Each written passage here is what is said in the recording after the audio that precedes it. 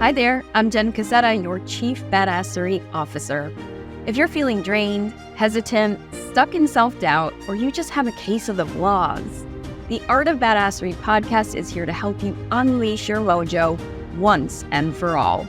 We'll provide you with tips, techniques, and real-life examples of how you can kick ass in all areas of your life. You'll learn how to flex your mental muscles, rise above fears, and turn setbacks into superpowers. So let's enter the dojo and let's get to work.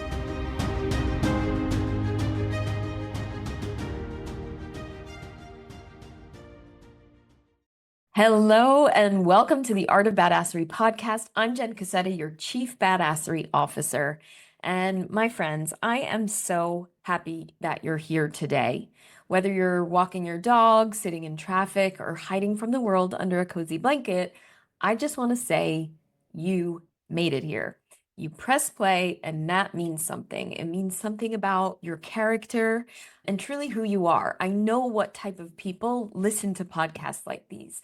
They're people like myself that want to improve their lives. They want to up-level their mindset, their physical health, their mental health, their spiritual health in order to show up more powerfully in this world for ourselves, for others, for the planet. So again, I just want to acknowledge you for being that type of person. So thanks for being here. Truly. Today's episode is something I really don't want to talk about, actually.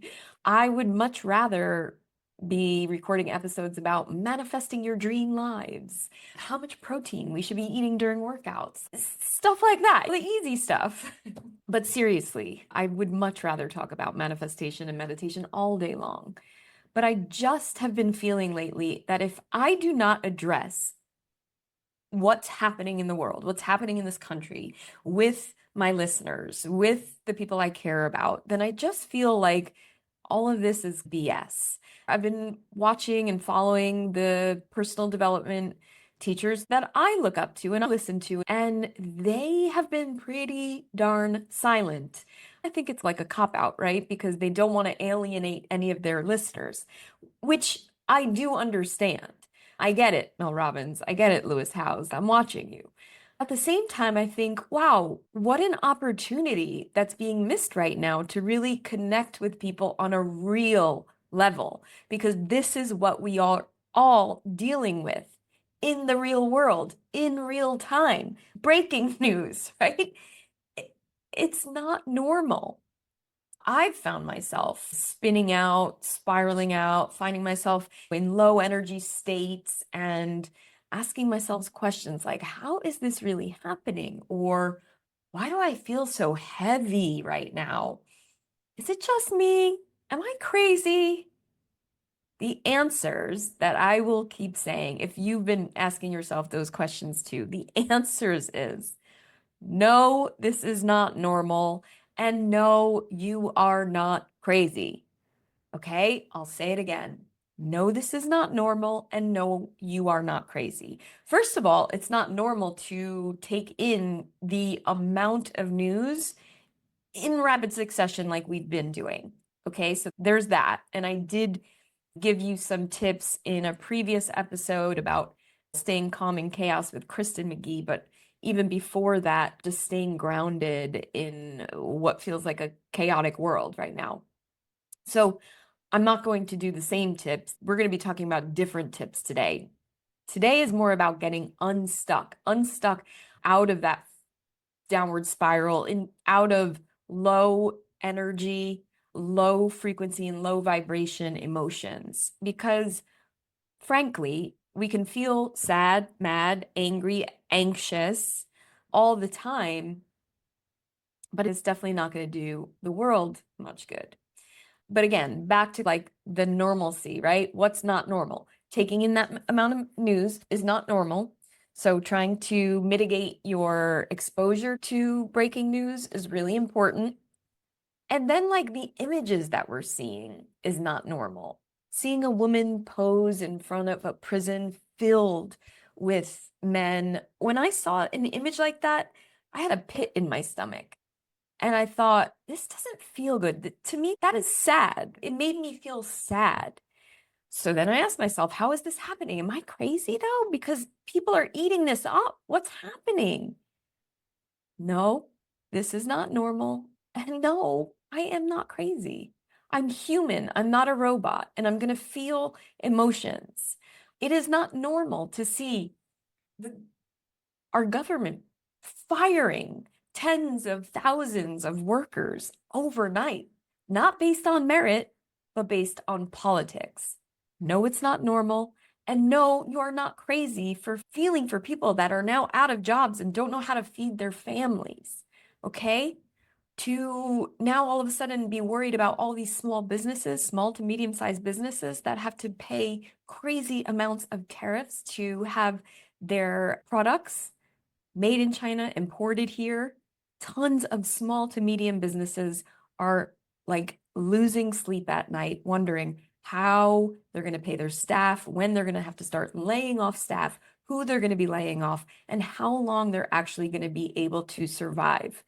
No, this is not normal. And no, you're not crazy for feeling bad for people or sad or anxious or any of that. I also just want to say you can be listening to this podcast, and I hope you listen to this podcast no matter how you voted. I hope that we can have these conversations about how we're feeling and really, truly the impact that this has on people's lives. And that's really what I want to talk about today is the impact that we're all feeling collectively. Okay?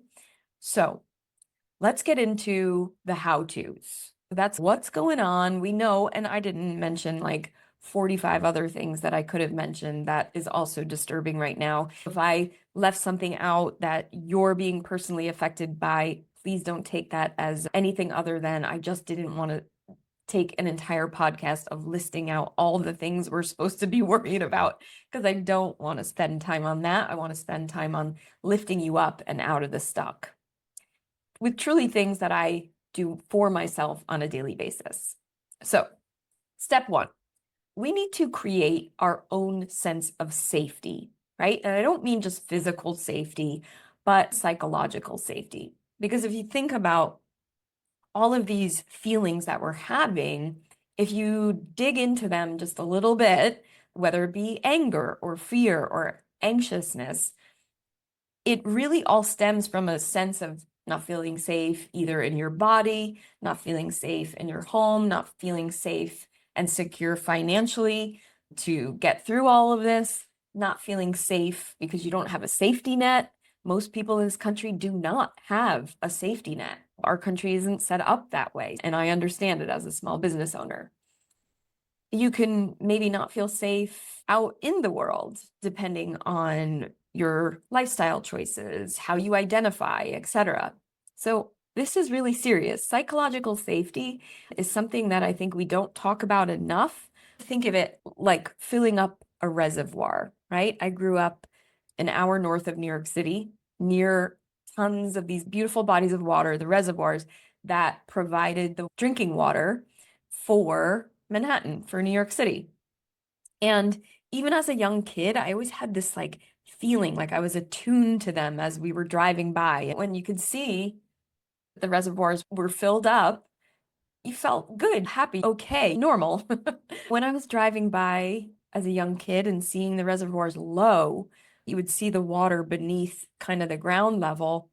There was just like this little pit in my stomach, this little bit of anxious feeling or worry. Oh my God, when is it going to rain? Is it going to rain enough?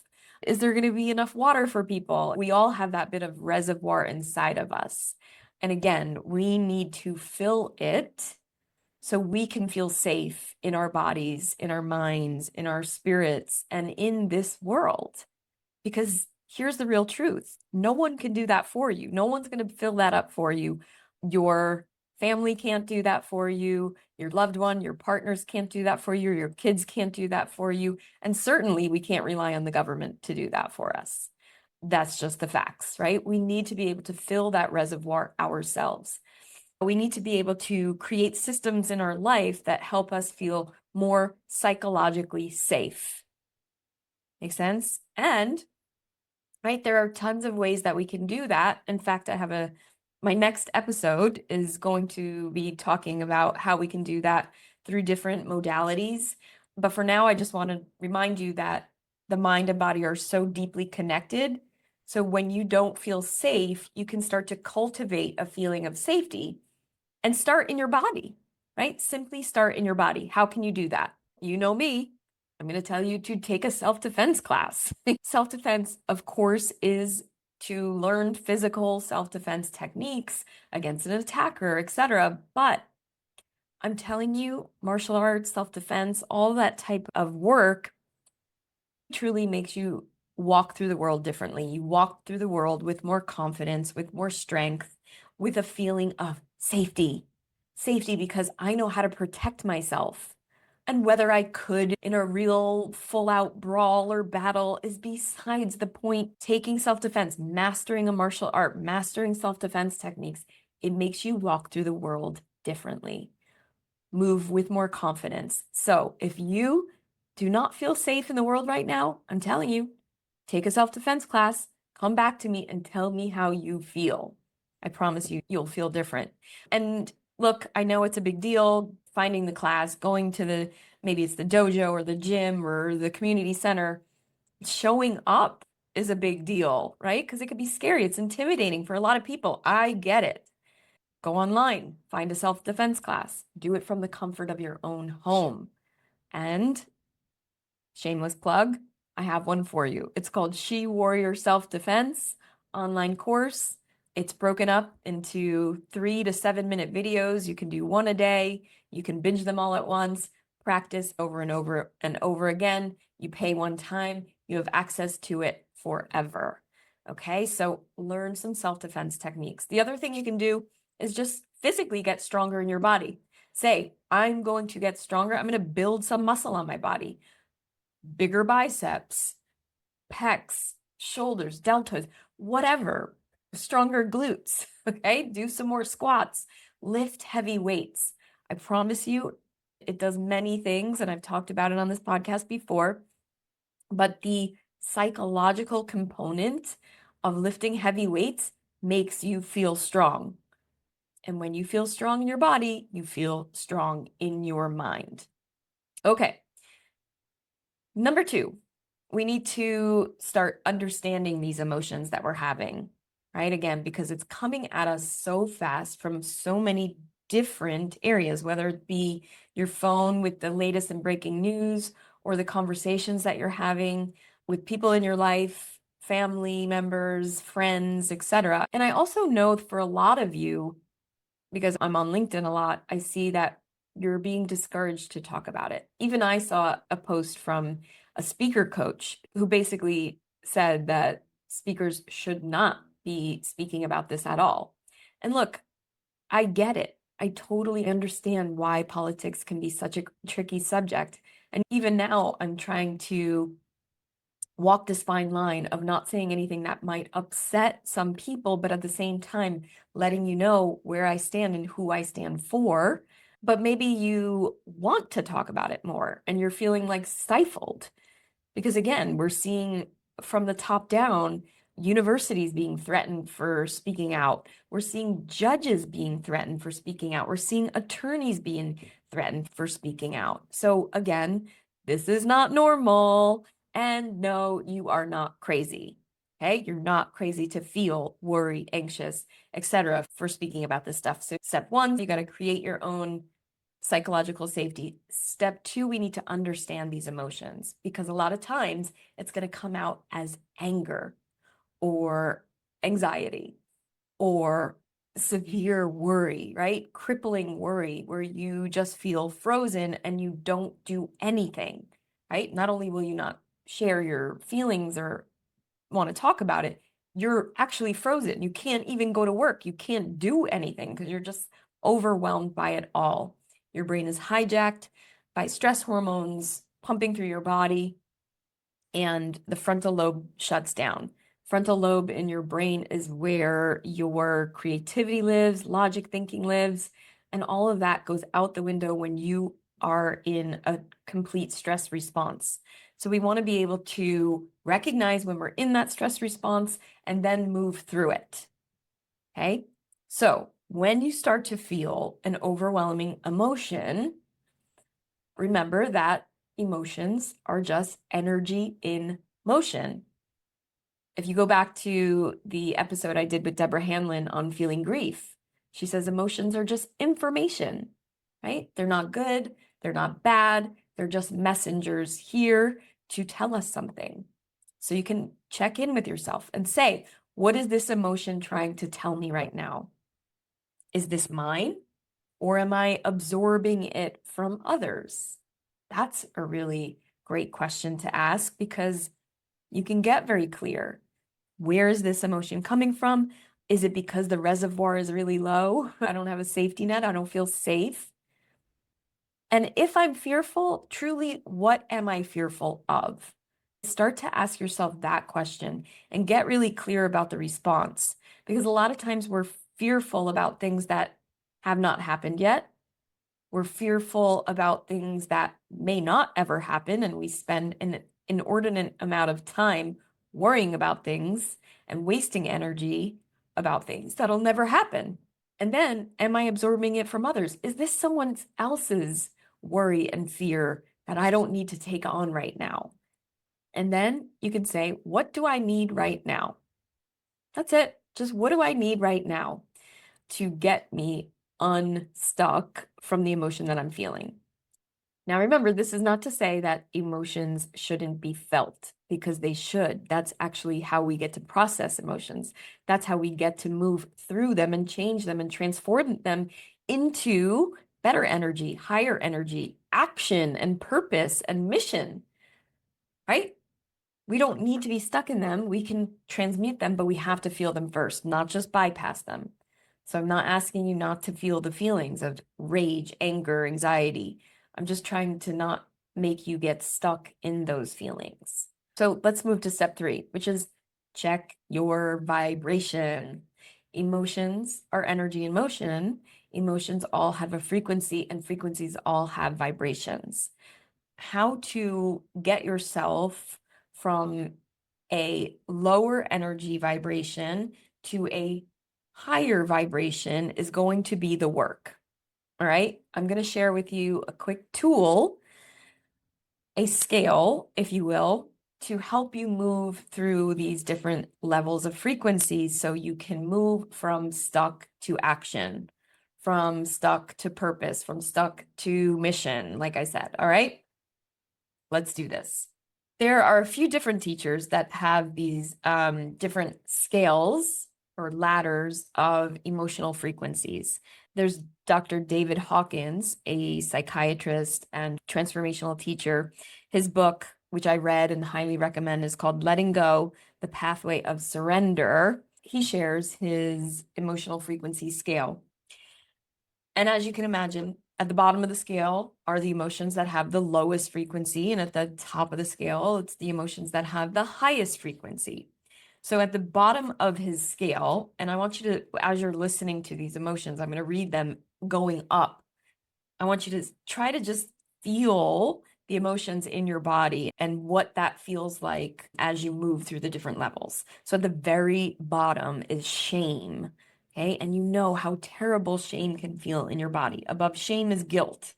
Above guilt is apathy, which I find really interesting. Apathy, not caring at all, is really actually a low frequency emotion, lower even than grief or fear or anger as we start to move up. Above anger is courage and pride. Above that is neutrality.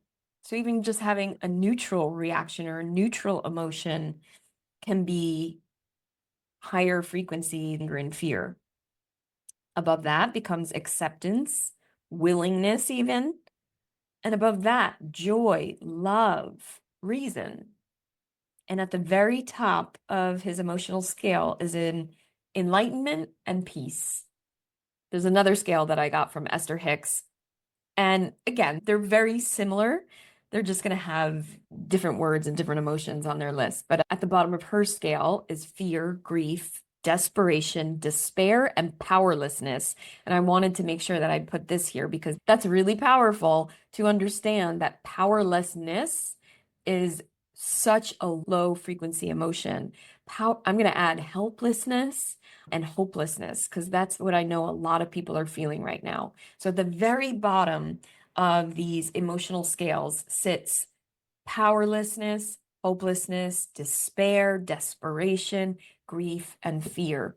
Then you move up in Esther Hicks' chart is insecurity, guilt, unworthiness. Up from there is jealousy, up hatred, rage, revenge, anger, discouragement, then to blame, to worry.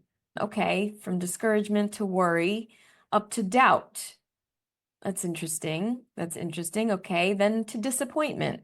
So going from anger, which was like number 17, to disappointment.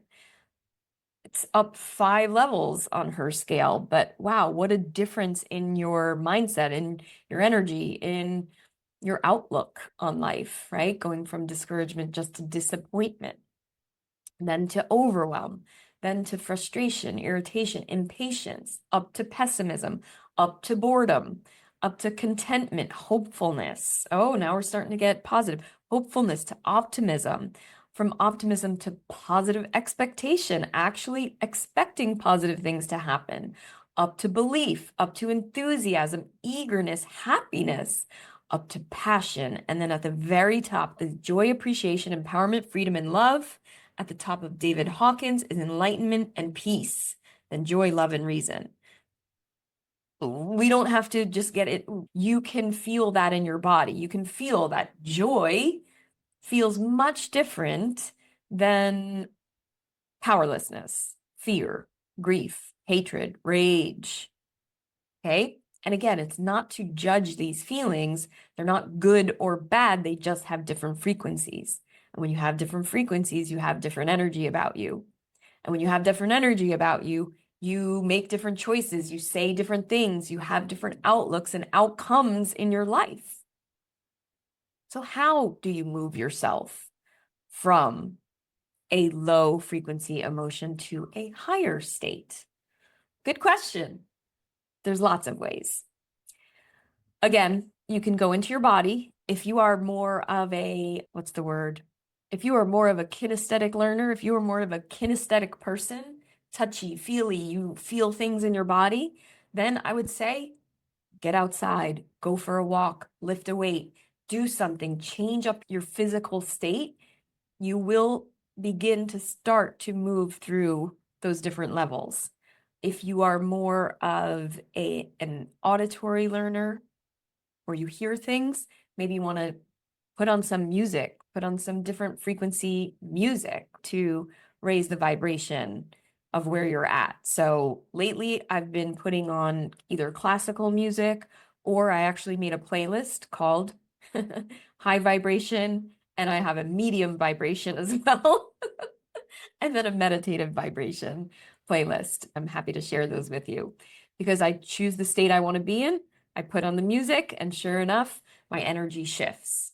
If you are more of a visual learner and you're more heady and you like to see words and repeat words and words in your head, even sometimes, then you can use things like affirmations. But here's just a tool, I should say, for anyone is questions. I love asking questions, and some of my favorite questions can literally lift me from a state of fear, rage, and anger to neutrality, to openness, even then starting to get into having a positive expectation. Okay. And it's this. Here's my favorite question to ask. It is, what if this all works out in my favor? Now, if some of you are thinking, like, Jenn, there's no way that what's happening in the world right now is going to work out in my favor, I would say, okay, I get that. And be open. Be open. Maybe it doesn't work out in your personal favor, although it very well could because I have examples, I have receipts. What if this is all happening to get us all to an even higher level of awareness or consciousness? Or what if it's a way to show a lot of people what we do not want in order to then be really vocal about what we do want and proactive about creating that type of life and community and country and laws and all of it, right? What if this is a way to really show us how we can create a better future for ourselves, for children, and for the planet? Who knows? I'm not saying those things are going to happen, and I'm not going to say they're going to happen overnight. They may take lots and lots of time and effort, but what if it all works out in the favor of the highest good for people, for the planet, like I said? You just don't know. But when we ask ourselves these questions, it opens up space. It opens space for possibility. I definitely don't have the answers. But when I do ask myself those questions, like I said, it moves me up the ladder and it truly gives me a sense of hope, hope for better things to come. And it gets me motivated to do the work I need to do in order to keep on purpose and keep on my mission. And my mission is to help people feel more strong, safe, and powerful from the streets to the boardroom and from the inside out. With that said, I'm going to do a little reading really fast from the Red Belt chapter in the Art of Badassery book, where I talk about finding your stance. Okay. And this is just another word for finding your mission, your purpose right now. If you're feeling lost, if you're feeling anxious, if you're just feeling just overwhelmed by it all, this passage here is just a little good reminder on now, okay, what can we do? We don't want to be stuck. We want to create our own psychological safety. We want to understand our emotions. We want to check in with our vibration and then start to move up those ladders. And then ask yourself when, right, when all fails, when you just feel like nothing is working out, or maybe you're having conversations where you're just getting gaslighted and you're just asking yourself, like, am I crazy? No. This is not normal and you are not crazy, but what do you stand for? Okay, this is from Red Belt chapter, Finding Your Stance. In martial arts, there are physical stances we practice over and over. Front stance, back stance, and horse stance, to name a few. All of them are drilled repeatedly as a way to keep your balance and not get knocked down in a fight. In life, finding your stance is about staying upright and steadfast in the face of adversity, unfairness, or inequality. I became serious about teaching women self-defense after I was grabbed that night on the street. I wanted to make sure other women had the skills to protect themselves too. I was enraged when I read statistics on sexual assault and started hearing stories from women who had been in much worse situations. I thought if I could just stop one woman from being a victim of assault, all the effort would be worth it. I now stand for women's safety, probably because some asshole decided to put his hands up my dress one night in the East Village. Sometimes we're called to fight for things because we've experienced the discomfort or injustice ourselves. Sometimes we find our stance through watching others suffer through pain and injustice, and it tugs on our heartstrings, whispering to our spirit to jump in and help. Your stance is the thing that makes your eyes twinkle when you talk about it, or can get you into a heated argument when people just don't understand. It lights up your soul to even imagine how you can make a small difference in something so much larger than yourself. Here are some writing prompts to help you find that soul-shifting thing for you. Take a moment to complete these sentences, even in your head right now as you're listening. When I hear a story about fill in the blank, my blood boils. When I see someone do fill in the blank, it hurts my soul to watch it. When I'm watching the news and fill in the blank happens, I scream at the TV. When I see someone help fill in the blank, I just melt. When I hear of people, places, or things that are suffering from fill in the blank, I want to help by fill in the blank. In my community, there are people who don't have fill in the blank, and I know I can make their world just slightly better. That's all, folks. If you complete those prompts, do you notice any themes? Is there a particular group of people you really care for, a disease or condition that affects someone in your life? Are there animals or the planet? Are they part of your stance? Write these things down. And if it's a topic that you are against, try finding your stance in the opposite. For example, if you're very concerned about the climate crisis, perhaps you can find your stance in practicing or educating others on sustainability. So be pro-sustainability. If you're against animal cruelty, you can find your stance in finding safe homes for animals. I got so angry when I started to hear stories of sexual assault and violence against women that I got super, super clear that I'm a stand for women's safety and equality. Therefore, when I see the news and things that are going on that directly affect women right now, I am very clear that I can use my voice to take a stand for women's safety and equality. So I encourage you to do the same. We can't fix all of the problems of the world, and nor is it your spirit or your soul or whatever you believe in responsibility to do that. But I'm sure there's one or two issues that are really hot button issues for you that I do encourage you to take a stand for. Okay? And together, when we can all do that, we can find some common ground and truly start elevating the frequency and the vibration, AKA the vibe, right, of ourselves, the people we hang out with, our communities, our states, our countries, and eventually all of that has a ripple effect on the entire world. Wow, this truly was a different kind of episode today, and I hope that you have at least one or two takeaways.